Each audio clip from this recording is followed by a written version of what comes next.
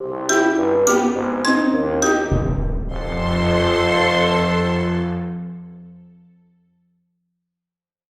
morning. I'm Phyllis Newbill. I'm your Virginia Tech Science Festival host today. Today we're here with Mr. Miller's Engineering and Robotics class from Pulaski County High School. This morning we're meeting with the Robot Locomotion team from Virginia Tech, and that is Joseph, Jisa, Layla, Randall, Vinay, and Kaveh. So welcome everyone, and I'm going to turn it over to you all. So hello everyone, and my name is Kaveh Hamed, and I am an assistant professor in mechanical engineering. So in this lab, which is called Hybrid Dynamic Systems and Robot Locomotion Lab, so we would like to understand the principles of locomotion that underline the agility for animal and human locomotion. In simple words, we would like to see how animals can have that dexterous and stable locomotion patterns, and then we would like to translate those into mathematical and computer algorithms, and then to transfer them to the sophisticated and advanced robots in our lab.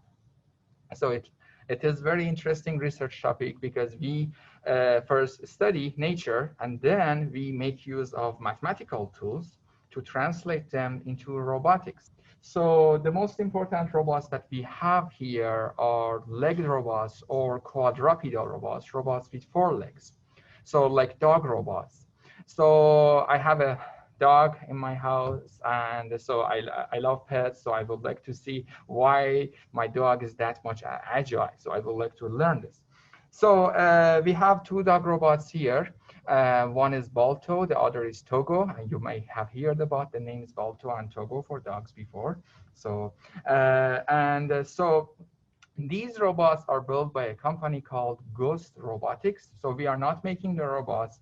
We get these robots and we work on the software. So in this lab, we mainly work on the software development, or we say algorithms, mathematical algorithms, how to compute the required actions for keeping balance or for getting agile and stable gaits. So if you, for example, look at the gaits that your pets have at home, so the most important gait that dogs have is the trotting gait. So the legs at the opposite direction simultaneously contact the ground, and then they leave the ground, and the other 2 legs so contact the ground. So so this is a challenging task, how we can keep balance and how we can have stability like dogs here. Okay, Vinay, can you show the trotting gait? Yeah.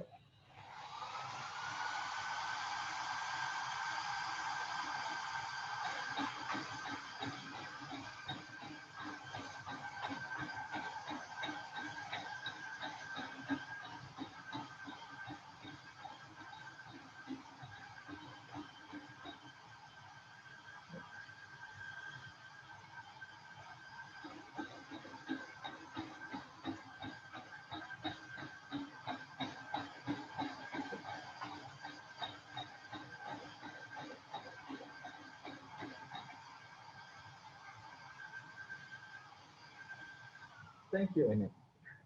All right, so each leg of the robot, as you see here, has 3 joints. 2 joints at the hips for we call this roll motion, and this motion, the pitch motion. We have 1 more joint for the knee, and each joint has an actuator, a DC motor, to send torque commands, or let's say force commands, just to control the balance of the robot. So we have 12 DC motors in the robot together with 12 sensors. And these sensors are for measuring the position of each joint.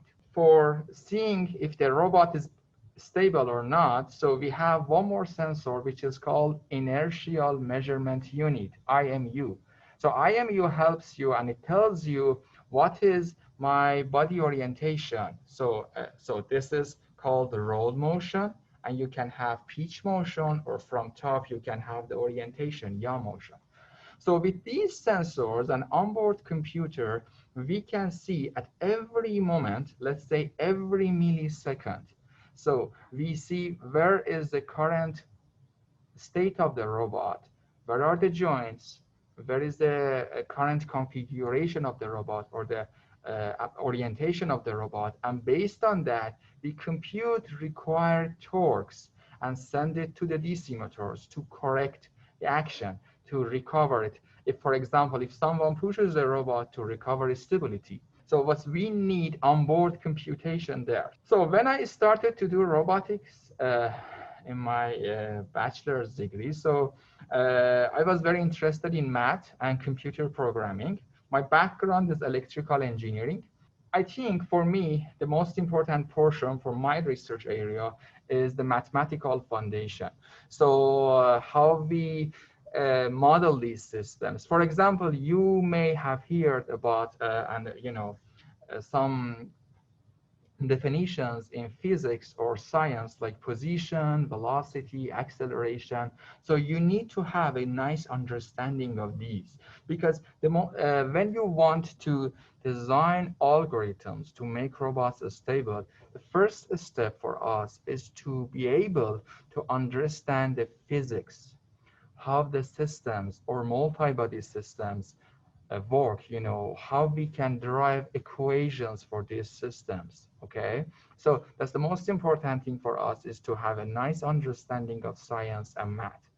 And then we need to have a strong background in mathematics and computer programming to be able to translate the what we see in nature and to have a mathematical model for that, and then transfer it to computer programming. So these are the basic things that all amazing students in this lab, so they work on.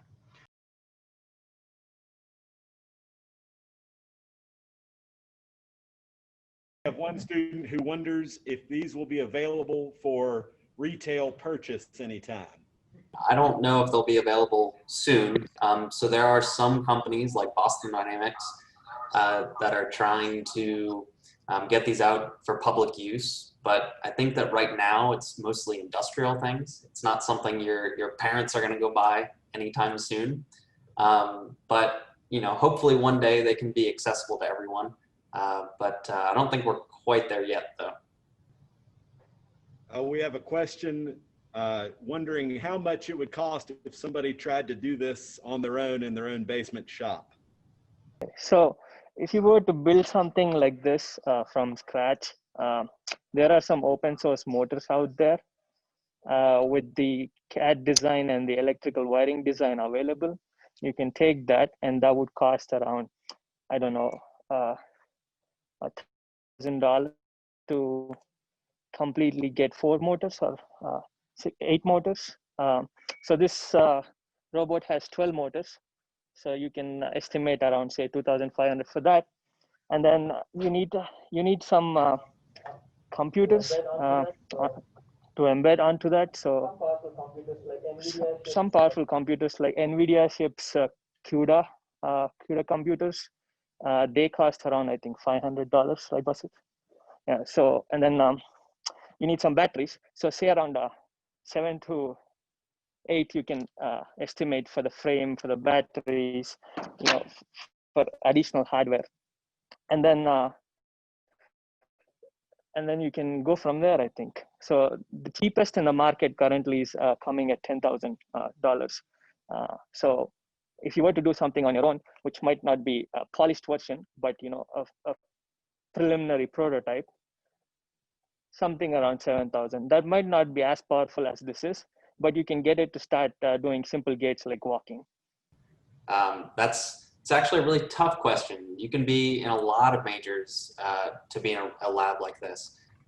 You can be in things like pure math, right, or applied math.